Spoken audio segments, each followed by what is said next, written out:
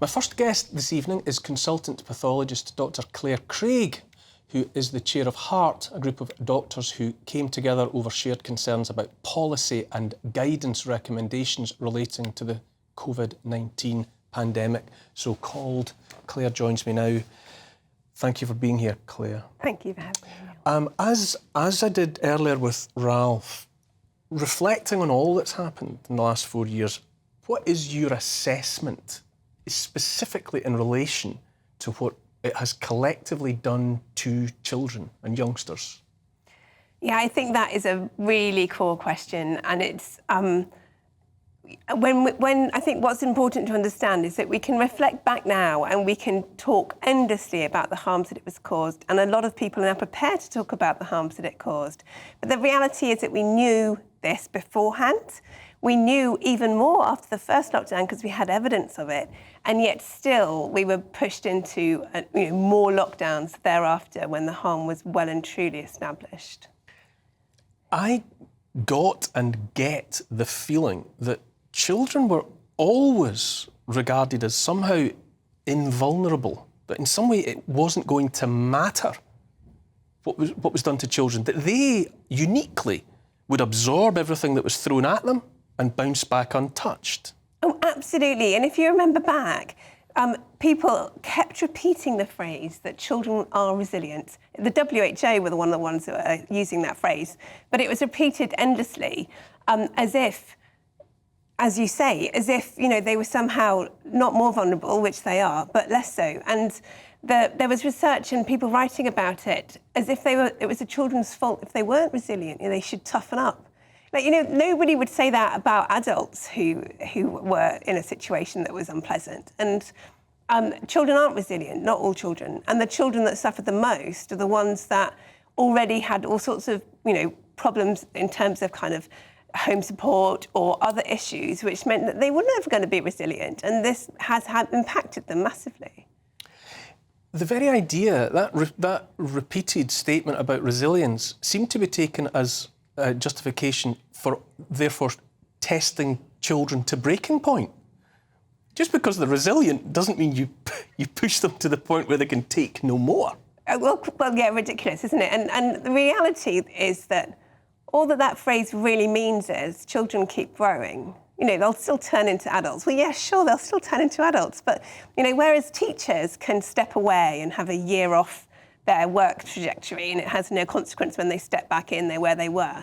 The same is not true for children. Every year of a child's development matters, and you can't skip them. You can't pretend they don't. Ralph, it seemed obvious to me that, where for an 80-year-old, 1 year of lockdown was, well, an 80th of their life, a year of lockdown for a 2-year-old is half a lifetime.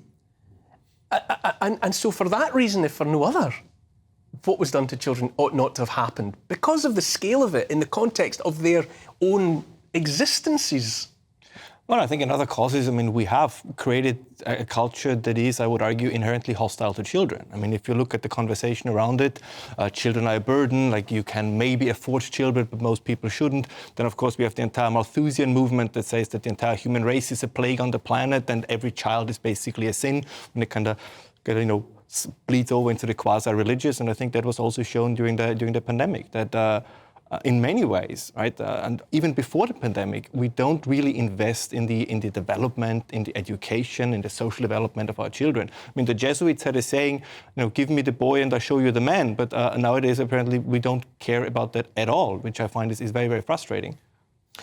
Clare, what would you say, what do you say to those who make the argument that, well, for example, schools had no options, that they were just kind of handed a fait accompli, and that therefore everything that happened to children in the context of education was out of their hands somehow?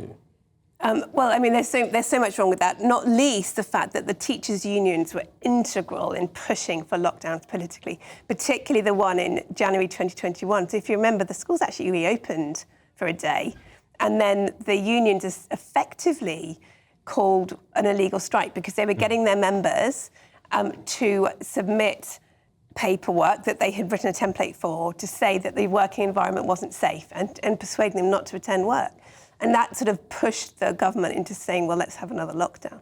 But in reality, schools provide way more than just, the transfer of knowledge. Schools are there for lots of reasons within a society, including safeguarding children, including feeding some of the children, including the social development of the children amongst their peers, but also including the relationships with their teachers. And I find it extraordinary that teaching leaders have just completely abandoned the importance of that at a time when AI is knocking on the door saying, well, we can do transfer of knowledge. We don't need just that. You need a relationship with a teacher to motivate you to want to learn. And that's what was taken away from them, among other things. Amongst many things that trouble me is the way in which there's a whole group who are being described as the COVID kids or the COVID cohort, as though there's already some sort of admission that there's a slice of our population that are going to carry COVID around their necks like an albatross for the rest of their lives. Oh, you're one of the COVID lot. Yeah, I think that's really true. And one of the things I found, I was a bit nervous about coming on here because I'm a data person and some of this feels a little bit more emotive. So I had a kind of testing the water, reading around it, getting other people's opinions. And one of the things that really struck me is that people are talking about the immaturity of particular cohorts, but they're talking about it and applying it to primary school children, secondary school children, sixth formers, people at university. So, that effect of missing out on a year or two of maturation has its impact throughout that whole, progress through education. Am I right in thinking as well that the COVID inquiry, so-called, for what it's worth, wasn't even going to look at the effect on children? That's right. Yeah, they took a decision. In terms of reference, they didn't include one mention of the word child or children. What does that say to you, Ralph? That the very body tasked with considering what happened and what might happen in the future decided, but we don't need to think about what happened to children. No, I think it's even worse because the precise development that you describe, you talk about Great Britain, but the same is happening in Austria and Germany as well, right? They wanted to do an inquiry and now they pushed it back and back and back and back. It's probably never going to happen. Germany, the same thing. It's the issue is ignored. And I'm sure we're going to talk about this more because the government or the state simply cannot admit that they made a mistake. Right? This is what fascinates me the most. They just cannot say, I'm not even asking for an apology. I think in Denmark there was one newspaper who actually apologized. But other than that, neither the German nor the Austrian nor the British government, nobody had the guts to say, we made mistakes, we are sorry. And that's a small gesture, but I think it would mean quite a lot to many people. Absolutely. And we need to hear it from the teachers. Agreed, yes. As well. Yes. Why aren't the teachers saying this now? They're seeing the impacts every day. And they're not saying it, they're not defending oppression. How, not just refreshing, but I think it would be so meaningful and so impressive for the general population if figures in authority would come forward and say, we got that wrong. That's not a cause for people being shamed and driven into, outer darkness.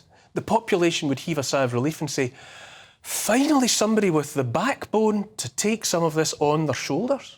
Absolutely. And of course, while that's not happened, there's a constant feeling of threat that it might happen again.